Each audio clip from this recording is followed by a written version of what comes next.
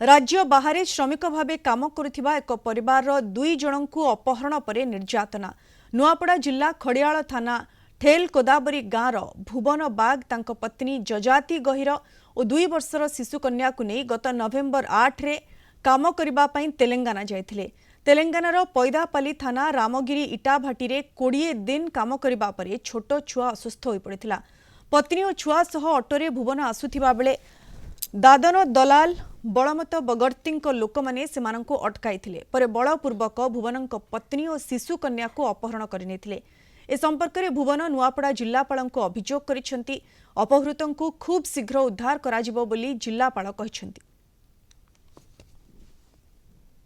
तुमके नमस्कार आनी दियो तुमके नमस्कार करुछे बुआ रानी में जी हेबी गरीब लोग जेते बेल नरी खई गले हेती बेल में खौ छे जान छकिनी मोर पो नि मनुष ने बोला बारी मोर पो बोडे थिले सेनो से मालिक पिटा मरा करथेला हमर से भाई और बहबो के सेते लेके हमर भाई पले आसला और से हमर बहबो के किडनैप कर रखि दिया हिचे छुआ के पुनी रखि दिया हिची एबे सरकार ने का दाबी करछ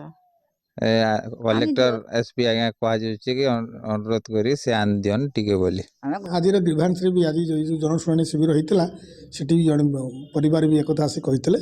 आम जिला श्रम अधिकारी और जिलार जी आरक्षी अधीक्षक अच्छा आम अनुरोध करूँ जे से